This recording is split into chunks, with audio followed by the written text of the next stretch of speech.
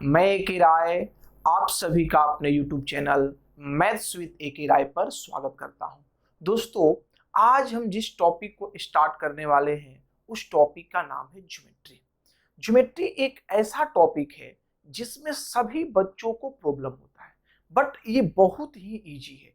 बस आपको इत्मीनान से धैर्य रखना है और धैर्य रख के बताए गए एक एक चीजों को आपको समझना है। हम बहुत ही बेसिक से कंसेप्ट को स्टार्ट करेंगे और एक एक पॉइंट्स को तोड़ तोड़ के आपको समझाएंगे। तो चलिए हम स्टार्ट करते हैं ज्योमेट्री। सबसे पहले हम समझेंगे कि ज्योमेट्री का मीनिंग क्या होता है। भाई, ज्योमेट्री है क्या? ज्योमेट्री ज्योमेट्री क्या है? तो देखिए, ज्योमेट्री जो है ज्योमेट्रॉन वर्ड से बना हुआ है। ये क्या है भाई? ज्योमेट्रॉन इसी के सिमिलर है, इसी वर्ड के ये सिमिलर वर्ड है। अगर इस वर्ड को आप तोड़ते हैं तो ये दो पार्ट में टूटता है। ये दो पार्ट में टूटेगा। एक पार्ट है जियो और दूसरा पार्ट है मेट्रॉन। जियो का मतलब होता है अर्थ। अर्थ मतलब क्या है भाई? पृथ्वी। अर्थ का मतलब क्या है? पृथ्वी। ज्योमेट्रॉन में जियो का मतलब क्या है? पृथ्वी। और मेट्रॉन का मतलब क्या है? मेजरमेंट। मेजरमेंट मेजरमेंट मतलब मापना, मापन। ठीक है। अर्थात आप ऐसे बोल सकते हैं कि मैथ का वह ब्रांच जिससे हम पृथ्वी के माप का गणना करते हैं वह क्या है भाई? ज्योमेट्री है। लेकिन मापन की गणना के लिए क्या चाहिए? क्या चाहिए? तो मापन की गणना करने के लिए आपको चाहिए points, lines, angles, plane, solid, surface, ये सारी चीजें चाहिए। तो ज्योमेट्री क्या करता है कि इन पॉइंट्स के बीच रिलेशन को भी क्या करता है? व्यक्त करता है। देखिए, फिर एक बात अच्छे से समझेंगे। ज्योमेट्री जो है ज्योमेट्रॉन वर्ड से मिलकर बना है, जहां आपका जियो का मतलब क्या होता है? अर्थ। मेट्रॉन का अर्थ क्या होता है? मेजरमेंट, अर्थात पृथ्वी के मापन। तो पृथ्वी के मापन के लिए प्रयोग किया जाते हैं भाई, कौन से इंस्ट्रूमेंट प्रयोग किए जाते हैं? तो वो है points, lines, angle, place, solid. Measurement के लिए प्रयोग होते हैं। तो इन्हीं के रिलेशंस के बारे में हमें ज्योमेट्री में क्या करना है भाई? पढ़ना है। अब हम बात करते हैं फादर ऑफ ज्योमेट्री की। Father of geometry, father of geometry, father of geometry. तो ज्योमेट्री के फादर हैं यूक्लिड। ये क्या है भाई? यूक्लिड। फादर ऑफ ज्योमेट्री कौन है? यूक्लिड। तो ये आप बस नॉलेज के लिए है, इसे ज्यादा दिल पर नहीं लेना है। ये नॉलेज के लिए है। इस बातों को अगर आप माइंड में रखते हैं तो अच्छा है, नहीं रखते हैं तो भी अच्छा है। तो चलिए अब हम लेते हैं कुछ इंपॉर्टेंट ज्योमेट्रिकल पॉइंट्स, मुख्य बिंदु कुछ लेते हैं जो आपको बहुत ही जरूरी है लैंग्वेज बेस्ड ज्योमेट्री के क्वेश्चंस को सॉल्व करने के लिए। लेकिन उससे पहले हम एक चीज आपको बता देना चाहते हैं। हम आपको वेटेज बता देते हैं, ज्योमेट्री का वेटेज कितना है।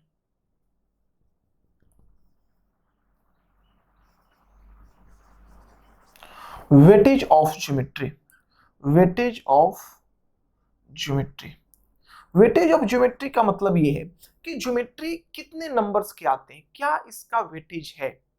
तो देखिए, अगर आप एसएससी एसएससी पीटी दे रहे हैं, एसएससी पीटी जो 25 क्वेश्चन का होता है, तो 25 क्वेश्चन में आपको 2 से 3 क्वेश्चन पूछ लिए जाते हैं। दो, कभी कभी 3 क्वेश्चंस भी देखने को मिलते हैं। निसेसरी रूप से 2 से 3 क्वेश्चन आएंगे। अगर यही आप एसएससी मेंस दे रहे हैं, एसएससी मेंस दे रहे हैं, मेंस दे रहे हैं, तो ये आपके क्वेश्चन 10 से 13 तक रहते हैं। 10 से 13, कभी कभी 14 भी पूछ लिया जाता है, लेकिन जनरली 10 से 13 क्वेश्चन, 10 से ऊपर क्वेश्चन ही रहते हैं।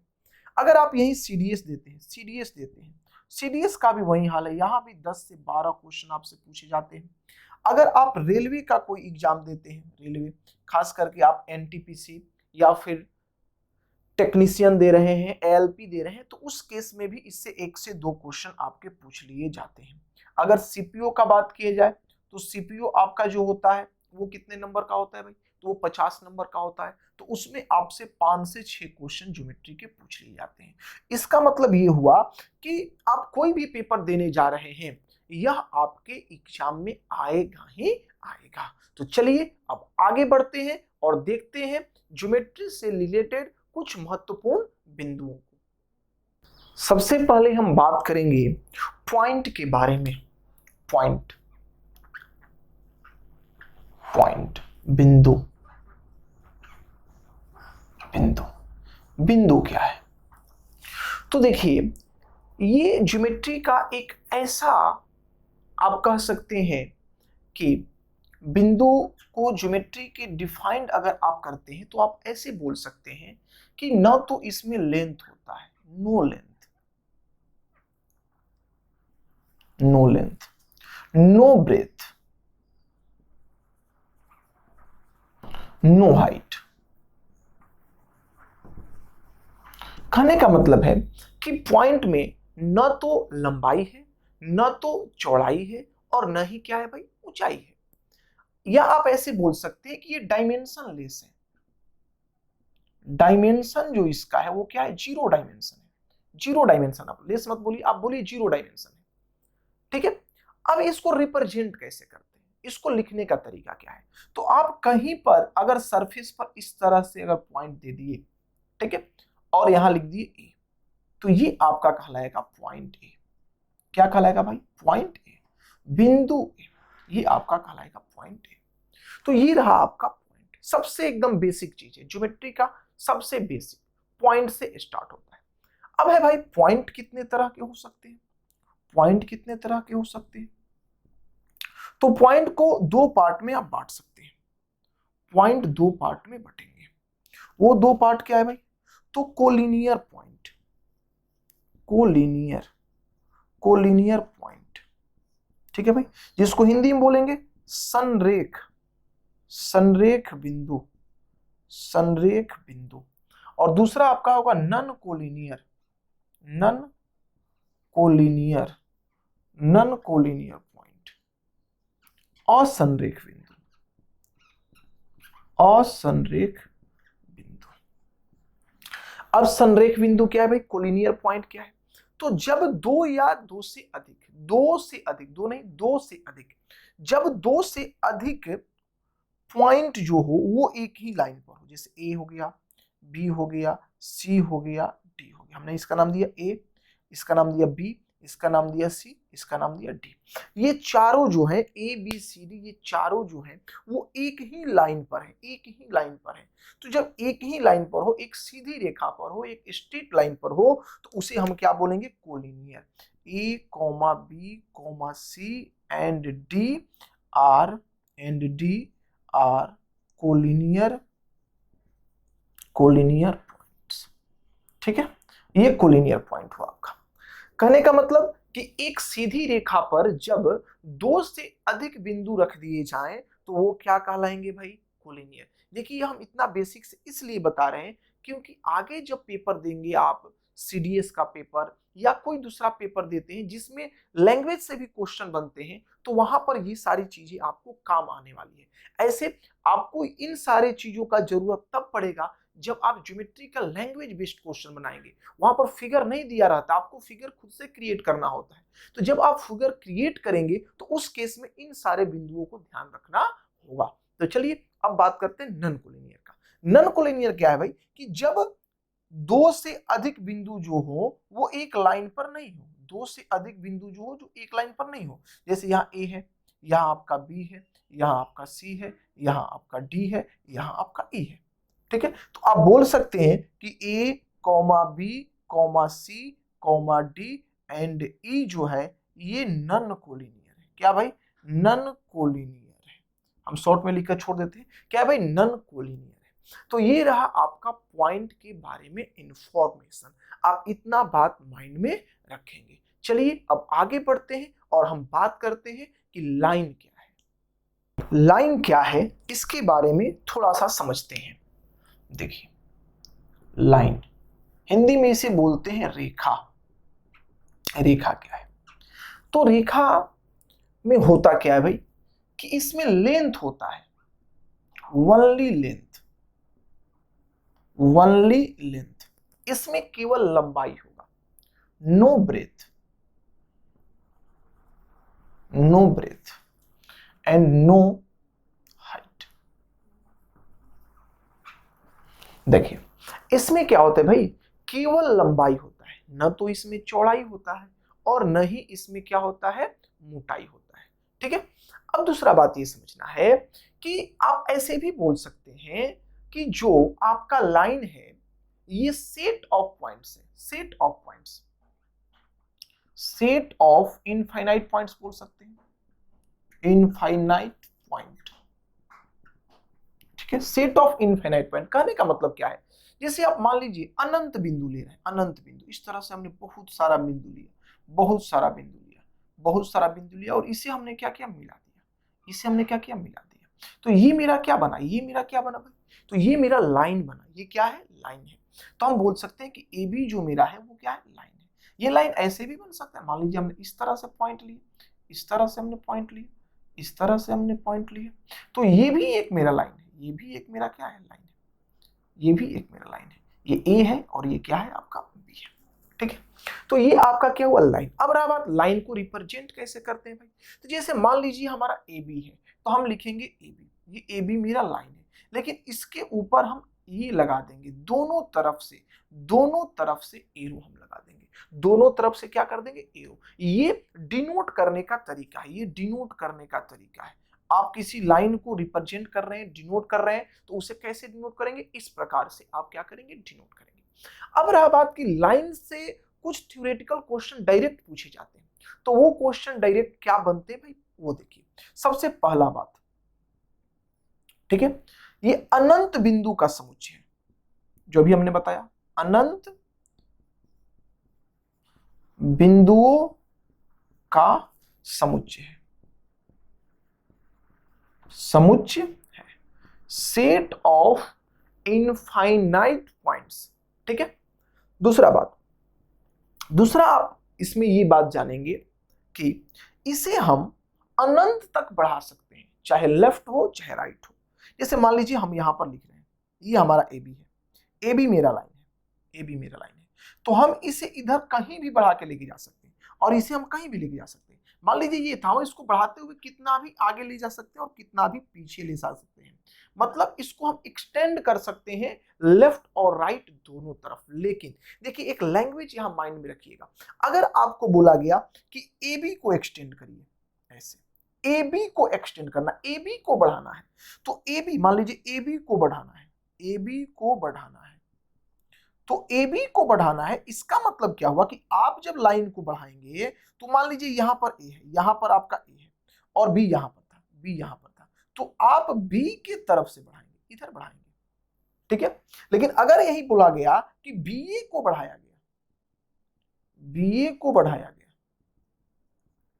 बढ़ाया गया, तो जब बी ए बोले तो आप ए की तरफ बढ़ाएंगे। ध्यान दीजिए, जैसे मान लीजिए आपका ए और ये आपका बी है, ए और बी है। ठीक है, अब कह रहा है कि बी ए को बढ़ाया गया तो आप इधर से बढ़ाएंगे। ये बात ध्यान दीजिएगा, ये बहुत काम आएगा, फिगर जब आप बनाएंगे तो वहां पर बहुत ज्यादा ये काम आने वाला है। ठीक है, ये पहला पॉइंट हुआ, ये दूसरा पॉइंट हुआ।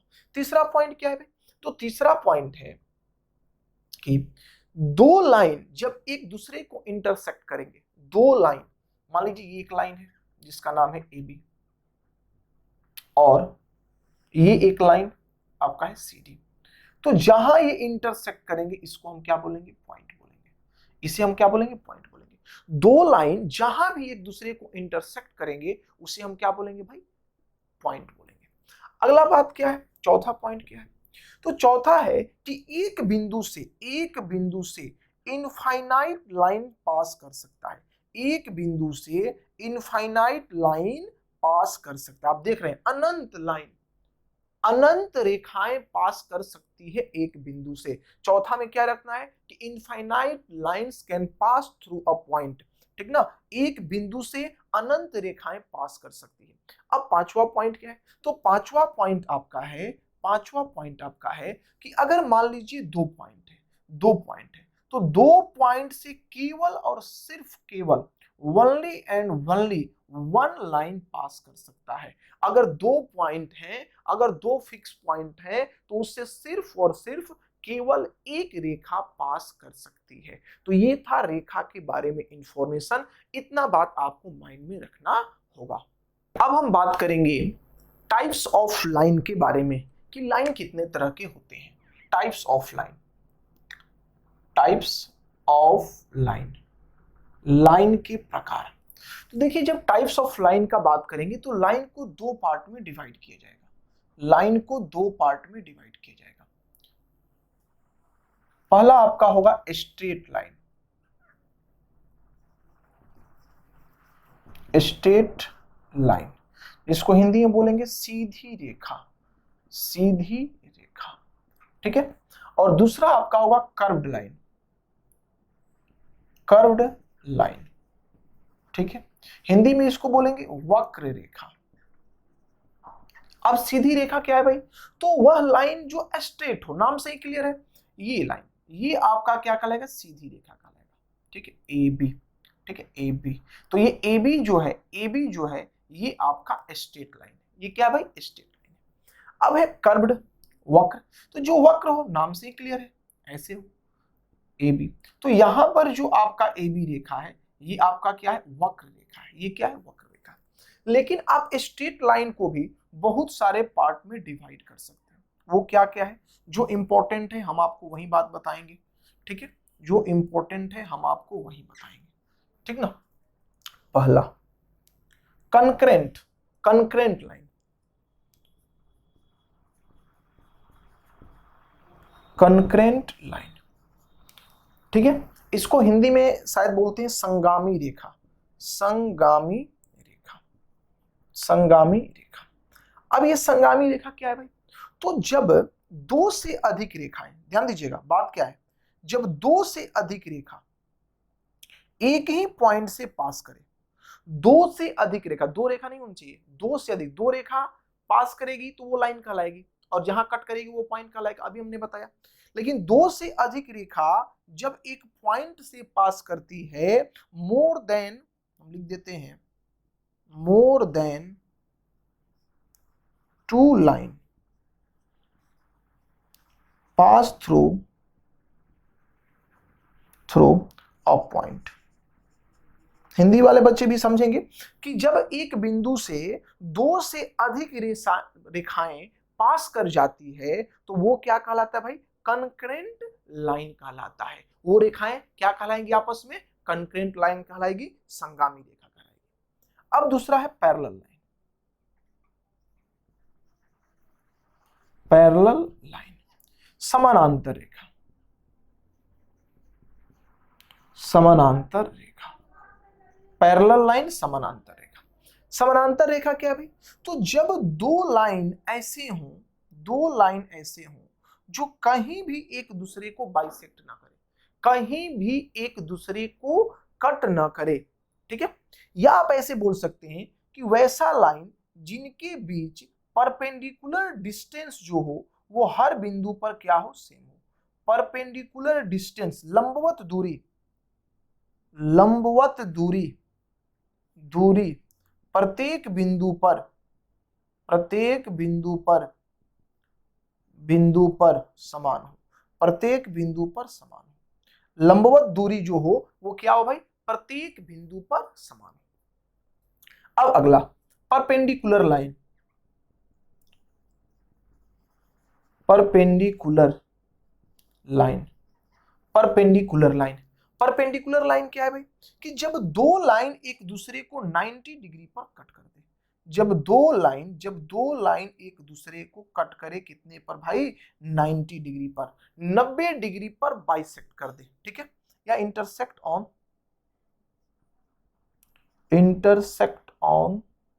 90 डिग्री, 90 डिग्री पर ये एक दूसरे को क्या कर दे भाई? बाइसेक्ट कर दे। अब आपका आता है ट्रांसवर्सल लाइन, ट्रांसवर्सल लाइन, यहां लिख देते हैं, ठीक है, उधर स्पेस नहीं है। Transversal line, transversal line, transversal line, ये आपका हो जाएगा। ट्रांसवर्सल लाइन क्या है भाई? तो वह लाइन जो दो या दो से अधिक समानांतर रेखा को, दो या दो से अधिक पैरेलल लाइन को, या दो से अधिक लाइन को, पैरेलल हो या ना हो इससे मतलब नहीं है, दो से अधिक लाइन को भिन्न भिन्न बिंदुओं पर बाइसेक्ट करता है। जैसे ये लाइन है, ये लाइन है आपका, ये ए बी हो गया, ये आपका सी डी हो गया, ये आपका ई एफ हो गया, और ये आपका पी क्यू हो गया। तो पी क्यू जो है ए बी सी डी और ई एफ लाइन को क्या कर रहा है, दो या दो से अधिक भिन्न भिन्न बिंदुओं पर बाइसेक्ट कर रहा है। तो जब ये बाइसेक्ट करेगा तो ये आपका कहलाएगा क्या, ट्रांसवर्सल लाइन, ट्रांसवर्सल लाइन। ठीक है भाई, तो ये था आपका टाइप्स ऑफ लाइन। इन्हीं के बारे में आपको पढ़ना है और ये आगे चल के मिलेंगे भी, लैंग्वेज बेस्ड क्वेश्चन में भी आपको इनसे मुलाकात होने वाली है। तो चलिए अब इससे आगे बढ़ते हैं और अब हम बात करते हैं रे के बारे में। रे क्या है देखते हैं भाई। तो रे आपका किरण, रे किरण, देखिए रे एक ऐसा लाइन है, रे एक ऐसा लाइन है जिसका वो एक अंत बिंदु होता है और एक अनंत बिंदु होता है। कहने का मतलब है कि लाइन में क्या होता था भाई, आप दोनों तरफ अनंत बिंदु तक जा सकते थे। ये आपका लाइन था ए बी, ये आपका लाइन था क्या ए बी। लेकिन रे क्या होता है, ये एक फिक्स पॉइंट से चलने वाला लाइन है, एक फिक्स पॉइंट से चलने वाला लाइन है। अर्थात आप ये बोल सकते हैं कि जब एक लाइन एक निश्चित बिंदु से स्टार्ट होकर अनंत तक जाती है तो वो क्या कहलाती है भाई, रे कहलाती है। मान लीजिए ये आपका रे है, ये आपका क्या भाई, रे है। अब देखिए रे को रिप्रेजेंट कैसे करते हैं, तो रे को रिप्रेजेंट करते हैं इस तरीके से। देखिए लाइन में हम दोनों तरफ एरो दे रहे थे, दोनों तरफ एरो दे रहे थे, लेकिन यहां पर हम एरो किस तरफ देंगे, तो यहां हम एरो देंगे बी की तरफ। मान लीजिए यही इस तरह से रहता, अगर ये इस तरह से रहता तो इसको रिप्रेजेंट करने का तरीका क्या होता, तो इसको रिप्रेजेंट करने का तरीका होता इस प्रकार से, क्योंकि ये एक्सटेंड हुआ है किधर, ए की तरफ, ए की तरफ बढ़ा है, इसलिए एरो को हम ए की तरफ दिखाएंगे। तो ये आपका क्या हुआ, रे हुआ किरण। अब हम बात करते हैं लाइन सेगमेंट के बारे में, लाइन सेगमेंट, ठीक है, रेखाखंड के बारे में, रेखाखंड, ठीक है। तो रेखाखंड क्या है भाई, जब आप कोई लाइन पर दो बिंदु के द्वारा इसे डिवाइड कर देते हैं। जैसे मान लीजिए हमने एक पॉइंट ले लिया P और हमने एक पॉइंट ले लिया Q, तो ये जब ये डिवाइड हो गया, अर्थात ये ऐसा कुछ हो गया, PQ हो गया, तो ये आपका क्या हो गया, लाइन सेगमेंट हो गया, रेखाखंड हो गया। अर्थात तो वैसा लाइन जिसका दो एंड पॉइंट, दोनों तरफ ये फिक्स हो जाए, दोनों तरफ। लाइन क्या था कि दोनों तरफ बढ़ेगा, रे क्या था एक तरफ बढ़ेगा, और रेखाखंड क्या भाई, किधर भी अब बढ़ने वाला नहीं है, ये फिक्स हो गया। अर्थात P और Q से ये आगे नहीं जाएगा, तो ये आपका रहेगा PQ, ऐसे रिप्रेजेंट करेंगे, ऐसे कोई एरो नहीं लगेगा इसमें। तो ये PQ जो होगा आपका लाइन सेगमेंट हो जाएगा, ये क्या हो जाएगा, लाइन सेगमेंट हो जाएगा, ये लाइन सेगमेंट आपका हो जाएगा। ठीक है, अब हम बात करते हैं आपको एंगल के बारे में। क्या बात करते हैं, एंगल, एंगल, एंगल, कोण के बारे में। कोण क्या है, कोण क्या है भाई, तो जब दो रे एक फिक्स पॉइंट से स्टार्ट होते हैं, जैसे मान लीजिए ये एक कॉमन पॉइंट है, ठीक है, इस कॉमन पॉइंट से दो रे निकले, एक कॉमन पॉइंट से दो रे निकले, तो ये जो आपका बना, यही आपका क्या कहलाता है, एंगल कहलाता है। ये क्या कहलाता है, एंगल कहलाता है। एंगल को रिप्रेजेंट करने का तरीका क्या, हम इससे एंगल को रिप्रेजेंट करते हैं। ठीक है, अगर हमको इसे लिखना है तो हम क्या लिखेंगे, कोण। ये क्या है भाई, एंगल AOB, जहां वर्टेक्स है AOB, ये आपको एंगल को रिप्रेजेंट करने का तरीका हुआ, ये आपका कोण हुआ। अगर बात की जाए तो ये आपका वर्टेक्स कहलाता है, वर्टेक्स, कॉमन बिंदु वर्टेक्स कहलाएगा, जिसे हम शीर्ष बोलेंगे। ये आपका कहलाएगा arms of an angle, arms of an angle, अर्थात कोण की भुजा, कोण की भुजा। ये क्या है भाई, आपका कोण का भुजा है। ठीक है, अब हम बात करते हैं एंगल बाइसेक्टर के बारे में। Angle bisector, angle bisector, angle bisector क्या है, तो एंगल बाइसेक्टर क्या है, जो एंगल को दो इक्वल पार्ट में बांट दे। देखिए मान लीजिए आपका एंगल है AOB, ये आपका एंगल है और ये एक लाइन है, ये एक लाइन है, ये एक लाइन है जो इसे दो इक्वल पार्ट में बांट रहा है। अगर ये थीटा तो ये भी आपका क्या थीटा, दो इक्वल पार्ट में बांट दिया तो आप बोल सकते हैं OC is angle bisector of angle AOB। देखिए OC यहां पर जो है वो कोण समद्विभाजक है। किसका कोण समद्विभाजक है भाई? तो आपका कोण AOB का कोण समद्विभाजक है। ये इसे दो इक्वल पार्ट में बांटता है। चलिए अब हम बात करते हैं कि एंगल कितने प्रकार के होते हैं, टाइप्स ऑफ एंगल। तो एंगल कितने टाइप के होते हैं, टाइप्स ऑफ एंगल, ठीक है भाई। तो सबसे पहला जो एंगल आपका होगा उसका नाम है एक्यूट एंगल। एक्यूट एंगल, न्यून कोण। न्यून कोण, अब न्यून कोण क्या है भाई? तो वह कोण, वह एंगल, देखिए इस तरह का वो होगा, ये इस तरह का होगा, ये लाइन है, अर्थात ये लाइन जो आपका है, ये लाइन है, इससे पीछे होगा, ध्यान दीजिएगा, इससे पीछे कहीं भी आप लाइन खींचते हैं, कहीं भी ये लाइन खींचते हैं, कहीं भी ये लाइन खींचते हैं, ठीक है। ये आपका, ये आपका, ये एंगल, ये एंगल, ये सारे एंगल क्या है आपके? न्यून कोण है। अर्थात न्यून कोण होता क्या है? तो वह एंगल जो 0 डिग्री से बड़ा हो और 90 डिग्री से क्या होगा? छोटा हो। न्यून कोण क्या होता है? 0 डिग्री से बड़ा और 90 डिग्री से छोटा। हमने 90 के लिए एक यहाँ पर डॉटेड लाइन खींचा है। अब 90 डिग्री से पहले जितना भी एंगल आप लेंगे, 90 डिग्री से छोटा जितना भी एंगल लेंगे, वो सारे के सारे एंगल क्या होंगे आपके भाई? तो वो आपके न्यून कोण होंगे। दूसरा बात करते हैं राइट एंगल। राइट एंगल, समकोण।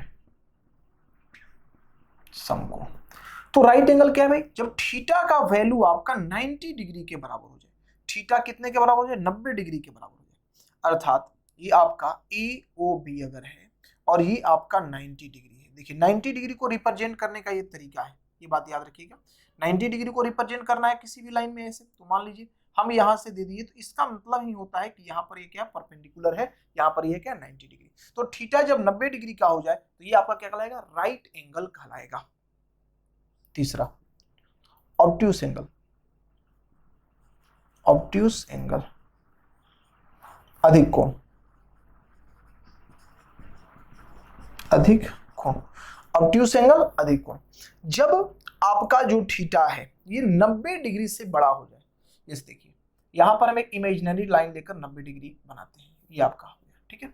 अब यहां से ये बड़ा हो जाए, यहां से ये बड़ा हो जाए, ये बड़ा हो जाए, ठीक है, और छोटा हो जाए किससे भाई?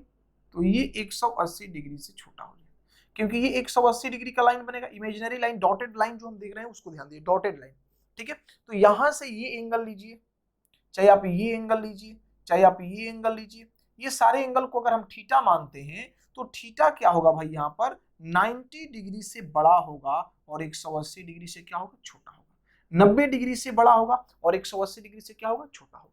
अब हम बात करेंगे चौथा, स्ट्रेट एंगल। स्ट्रेट एंगल, ठीक है, सीधा कोण या सरल कोण भी इसको बोलते हैं, सीधा कोण। ये क्या है भाई? तो एक स्ट्रेट लाइन पर जो एंगल बनता है, स्ट्रेट लाइन पर जो एंगल बनता है, जैसे ये बिंदु है AOB, ठीक है, और इस पर यहां एंगल बन रहा है, अर्थात 180 डिग्री का जो एंगल होता है, 180 डिग्री का जो एंगल होता है वो आपका स्ट्रेट एंगल कहलाता है, ठीक है। ये आपका हो गया 180 डिग्री। उसके बाद हम बात करेंगे रिफ्लेक्ट एंगल। रिफ्लेक्ट एंगल, प्रत्यावर्ती कोण। प्रत्यावर्ती कोण, रिफ्लेक्ट एंगल क्या है? तो वह एंगल जो 180 डिग्री से बड़ा हो जाए और 360 डिग्री से छोटा हो जाए, ठीक है। जैसे ये एंगल, ये A हो गया, ये O हो गया, ये B हो गया, ठीक है। ये एंगल जो आपका बन रहा है, ये एंगल थीटा अगर है तो ये 180 डिग्री से क्या होगा? बड़ा होगा और 360 डिग्री से क्या होगा? छोटा होगा। 180 डिग्री से बड़ा होगा और 360 डिग्री से क्या होगा? छोटा होगा। ये आपका हो गया भाई स्ट्रेट एंगल के बाद आपका रिफ्लेक्ट एंगल। अब आपका अंतिम जो होता है वो होता है complete angle. Complete angle, complete angle नाम से ही क्लियर है, कंप्लीट हो गया तो इसे बोलेंगे पूर्ण कोण। ये है आपका पूर्ण कोण। तो पूर्ण कोण क्या है भाई? तो मान लीजिए ये पॉइंट है, ये पॉइंट है, हमने यहां से इस लाइन को लेकर के चला आगे की ओर और घूमते घूमते मैं यहां पर पहुंच गया, तो ये जो एंगल बनता है इसे हम बोलते हैं 360 डिग्री। तो जब एंगल आपका 360 डिग्री बन जाए तो ये आपका क्या कहलाता है? पूर्ण कोण कहलाता है। एक बार फिर हम आपको बता देना चाहेंगे, एक्यूट एंगल क्या है भाई? थीटा का वैल्यू अर्थात एंगल का वैल्यू 0 से बड़ा हो 90 से छोटा हो। राइट एंगल क्या है? थीटा का वैल्यू 90 डिग्री हो अर्थात कोण का वैल्यू 90 डिग्री हो। ऑब्ट्यूज एंगल क्या है भाई? तो 90 डिग्री से बड़ा हो 180 डिग्री से छोटा हो। उसके बाद स्ट्रेट एंगल क्या है? 180 डिग्री के बराबर हो। रिफ्लेक्ट एंगल क्या है आपका? तो रिफ्लेक्ट एंगल है 180 डिग्री से बड़ा हो 360 डिग्री से छोटा हो। उसके बाद आपका क्या है? Complete angle. तो जब एंगल 360 डिग्री के बराबर हो जाए तो वो आपका कंप्लीट एंगल कहलाता है। अब हम लोग बात करेंगे पेयर ऑफ एंगल्स के बारे में कि पेयर ऑफ एंगल्स कितने हैं और उन्हें क्या उनका डिफिनेशन है, क्या उनका नाम है। पेयर ऑफ एंगल को आप ध्यान से समझेंगे। Pair of angle, pair of angle इसे आप ध्यान से समझेंगे क्योंकि इससे क्वेश्चंस बनते हैं पेपर में। पहला आप ध्यान देंगे किस पर भाई? तो complementary angle. Complementary, complementary angle, ठीक है भाई। इसको बोलते हैं हिंदी में पूरक कोण। पूरक कोण। अब ये पूरक कोण क्या है? तो देखिए जब दो कोण का सम 90 डिग्री के बराबर हो जाए, जब दो कोण का सम क्या हो जाए? 90 डिग्री के बराबर हो जाए, ये आपका है, ठीक है। ये ए हो गया, ये बी हो गया, ये सी हो गया। अगर मान लीजिए हमने एक ये डी लाइन लिया और ये आपका अल्फा है और ये आपका बीटा है, तो अल्फा प्लस बीटा का वैल्यू यदि 90 डिग्री हो जाए तो alpha and beta are complementary angle. Supplementary नहीं, कंप्लीमेंट्री एंगल कहलाएंगे, ठीक है। क्या कहलाएंगे भाई? कंप्लीमेंट्री एंगल कहलाएंगे। अब हम बात करते हैं कंप्लीमेंट्री एंगल के बाद सप्लीमेंट्री एंगल का। दूसरा क्या है आपका? Supplementary angle.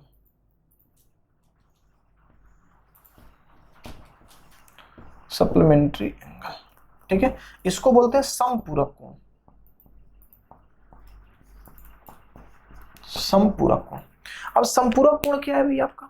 तो जब दो कोणों का सम जो हो वो आपका 180 डिग्री के बराबर हो जाए। जैसे ये ए है, ये बी है और ये क्या है? सी है और ये टी है। अगर ये एंगल आपका अल्फा है और ये एंगल आपका बीटा है और अल्फा प्लस बीटा का जो वैल्यू है वो 180 डिग्री आ रहा है, तो अल्फा एंड बीटा आर क्या होंगे भाई? सप्लीमेंट्री एंगल होंगे। सप्लीमेंट्री एंगल होंगे, ये आपके सप्लीमेंट्री एंगल होंगे। तो आपको ऐसे समझना है कि अगर दो कोणों का योग 90 डिग्री हो जाए तो ये पूरक कोण कहलाएंगे, कंप्लीमेंट्री कहलाएंगे। लेकिन 180 हो जाए तो ये सप्लीमेंट्री कहलाएंगे। लेकिन एक चीज यहां पर ध्यान देना, आपको थोड़ा सा गौर करिएगा। देखिए अगर मान लीजिए कि हम लेते हैं एक एंगल थीटा, एक एंगल हमने क्या लिया? थीटा, और हम बात करते हैं इसके कंप्लीमेंट्री एंगल का, कंप्लीमेंट्री एंगल का, और फिर हम बात करते हैं इसके सप्लीमेंट्री एंगल का, सप्लीमेंट्री एंगल का, ठीक है। तो अगर थीटा का कंप्लीमेंट्री एंगल बोला जाए तो क्या होगा भाई? तो 90 डिग्री माइनस थीटा होगा, क्योंकि जब दो एंगल का सम 90 डिग्री हो जाए तो वो कंप्लीमेंट्री एंगल कहलाता है अर्थात पूरक कोण कहलाता है, और जब दो एंगल का सम 180 डिग्री हो तो वो सप्लीमेंट्री एंगल कहलाता है, और इसका वैल्यू क्या हो जाएगा? 180 डिग्री माइनस थीटा हो जाएगा। कुछ एग्जांपल ले लेते हैं। जैसे मान लीजिए हमने एक एंगल लिया 60 डिग्री, तो 60 डिग्री का जो कंप्लीमेंट्री एंगल होगा तो 90 हमको करना है तो 30 जोड़ देंगे, ठीक है। और हमें 180 करना है तो 60 में 120 जोड़ देंगे, यही ना होगा। तो यहां पर एक चीज बड़ा बारीकी से आपको समझना है, वो चीज क्या है भाई? कि सप्लीमेंट्री और कंप्लीमेंट्री एंगल का जो डिफरेंस होता है, 180 degree minus theta minus 90 degree minus theta, तो ये हो जाएगा 180 degree minus theta minus 90 degree plus theta, cut गया, कितना आ गया, 90 डिग्री आ गया। अर्थात इसका जो डिफरेंस होगा वो कितना होगा, 90 डिग्री होगा। इसका जो डिफरेंस होगा कितना होगा, 90 डिग्री होगा। तो इस बात को हमेशा याद रखना है कि सप्लीमेंट्री एंगल, किसी भी एंगल का supplementary angle minus complementary angle का जो डिफरेंस होता है वो ऑलवेज 90 डिग्री के बराबर होता है। इससे भी क्वेश्चंस पेपर में बनाए जा सकते हैं। तो ये था आपका सप्लीमेंट्री और कंप्लीमेंट्री एंगल। अब हम आगे बात करते हैं लीनियर पेयर ऑफ एंगल और एडजेसेंट एंगल तथा आपको वर्टिकली अपोजिट एंगल के बारे में। एडजेसेंट एंगल हमारा क्या है ये पहले समझेंगे। एडजेसेंट एंगल, एडजेसेंट एंगल, इसको हिंदी में बोलते हैं आसन्न कोण। आसन्न कोण, ठीक है, एडजेसेंट एंगल, आसन्न कोण। यहां पर है क्या कि मान लीजिए कि ऐसे दो एंगल्स हैं जिनका एक ही वर्टेक्स है, कॉमन वर्टेक्स है। दो एंगल हम लेते हैं जिसका कॉमन वर्टेक्स है। जैसे ये एंगल आपका हुआ, ये दो एंगल हुए, ये ए है, ये बी है, ये सी है, ये डी है। ये एक एंगल और ये एक एंगल, ये दो एंगल हुए। एक ये एंगल और एक ये एंगल, दो एंगल है। इन दोनों एंगल का ये क्या है, कॉमन वर्टेक्स हो। तो पहला बात कि ऐसा दो एंगल जिसका कॉमन वर्टेक्स हो, कॉमन वर्टेक्स, कॉमन वर्टेक्स मतलब उभयनिष्ठ, उभयनिष्ठ क्या हो भाई, शीर्ष हो। कॉमन वर्टेक्स उभयनिष्ठ शीर्ष हो, ठीक है। तथा उसमें एक कॉमन लाइन हो, कॉमन लाइन हो, उभयनिष्ठ भुजा हो। तथा दो जो नन कॉमन लाइन है, नन कॉमन लाइन है, common line in opposite, in opposite direction, in opposite direction, क्या है भाई, तो वैसे दो कोण, वैसे दो कोण जिनका शीर्ष कॉमन हो, एक भुजा कॉमन हो, लेकिन दो भुजाएं जो कॉमन नहीं हो वो अपोजिट डायरेक्शन में हो, वो क्या कहलाता है भाई, एडजेसेंट एंगल कहलाता है। वो क्या कहलाता है, एडजेसेंट एंगल कहलाता है। ये भी आपका एक एडजेसेंट एंगल होगा। जैसे मान लीजिए ये ए है, ये बी है, ये सी है और यहां से आपका डी गया है, तो ये दोनों एंगल भी जो है ये क्या है, आपका एडजेसेंट एंगल है। क्यों, क्योंकि ये आपका कॉमन वर्टेक्स हो गया, ये आपका कॉमन लाइन हो गया और ये नन कॉमन लाइन जो है वो अपोजिट डायरेक्शन में आपके है। तो ये क्या कहलाएगा, आपका एडजेसेंट एंगल कहलाएगा, आसन्न कोण कहलाएगा, ठीक है। आगे बढ़ते हैं। अगला आपका है linear pair of angle, linear pair of angle, linear pair of angle. आप ऐसे समझिए लीनियर पेयर ऑफ एंगल, इसको हिंदी में लिख देते हैं कोणों के रेखीय युग्म, कोणों के रेखीय युग्म। जब दो कोण मिल करके एक रेखा का निर्माण करते हैं, अर्थात दो कोण के मिलने से स्ट्रेट लाइन बन जाए, आप ऐसे समझिए। जैसे देखिए मान लीजिए ये दो कोण है, ठीक है, ये ए बी सी और ये डी, ये एंगल और ये एंगल। अगर इन दोनों कोण को मिलने से एक स्ट्रेट लाइन का निर्माण हो जा रहा है, अर्थात आप ऐसे बोले कि ये अल्फा है और एक बीटा है, तो अल्फा प्लस बीटा का वैल्यू अगर 180 डिग्री हो जाए, एक लाइन का निर्माण कर ले, तो ये आपका कहलाएगा लीनियर पेयर ऑफ एंगल। क्या कहलाएगा भाई, लीनियर पेयर ऑफ एंगल। अब बात रही कि देखिए जितने लीनियर पेयर ऑफ एंगल हैं, जितने linear of pair of angle हैं वो सारे के सारे एडजेसेंट एंगल कहला सकते हैं। जितने लीनियर पेयर ऑफ एंगल हैं वो सारे के सारे एडजेसेंट एंगल कहला सकते हैं, लेकिन सारे के सारे एडजेसेंट एंगल जो हैं वो आपको लीनियर पेयर ऑफ एंगल नहीं कहला सकते। देखिए ये आपका लीनियर पेयर ऑफ एंगल का एग्जांपल हो गया, लेकिन ये आपका लीनियर पेयर ऑफ एंगल का एग्जांपल नहीं है। तो सारे adjacent angle linear pair of angle नहीं हो सकते हैं, लेकिन लीनियर पेयर ऑफ एंगल जितने भी हैं वो एडजेसेंट एंगल आपको हो सकते हैं, ठीक है। आगे बात करते हैं। अब हम बात करेंगे vertically opposite angle, vertically opposite angle, इसको हिंदी में बोलते हैं शीर्षाभिमुख कोण, शीर्षाभिमुख कोण, वर्टिकली अपोजिट एंगल शीर्षाभिमुख कोण। देखिए है क्या कि जब दो लाइन एक दूसरे को बाइसेक्ट करता है, ये ए है, ये बी है, ये सी है और ये डी है, तो इस पॉइंट पर कट किया बी, ठीक है। तो ये आपका कहलाएगा जी, ये आपका कहलाएगा जो कोण बन रहा है आमने सामने का, जो आमने सामने कोण बन रहा है ये, या जो कोण आपका ये बन रहा है ये आपका क्या कहलाएगा, वर्टिकली अपोजिट एंगल कहलाएगा, वर्टिकली अपोजिट एंगल कहलाएगा। ये आपका ये एंगल और ये एंगल वर्टिकली अपोजिट एंगल कहलाएगा और इन दोनों का वैल्यू समान होगा, अर्थात कोण APC बराबर होगा BPD का, ठीक है। और उसके बाद कोण आपका जो है वो APD जो है वो बराबर होगा आपके BPC का। ये आमने सामने कोण आपस में क्या होंगे, बराबर। कैसे होंगे ये भी देख लीजिए।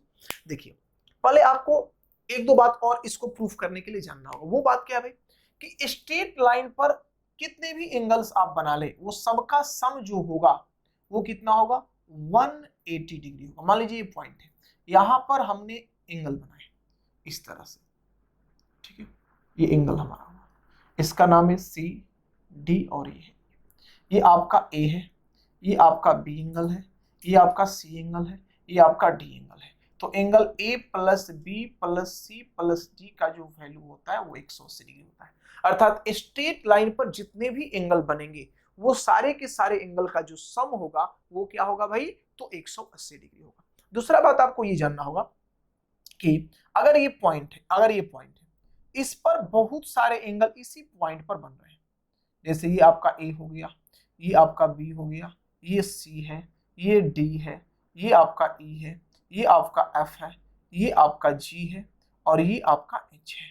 तो इस केस में A plus B plus C plus D plus E plus F plus G plus H जो होगा वो 360 डिग्री के बराबर होगा। अर्थात एक बिंदु के चारों तरफ बनने वाले कोणों का जो सम होता है वो 360 डिग्री होता है और स्ट्रेट लाइन के एक ही बिंदु पर बनने वाले सभी कोणों का जो योग होता है वो 180 डिग्री होता है।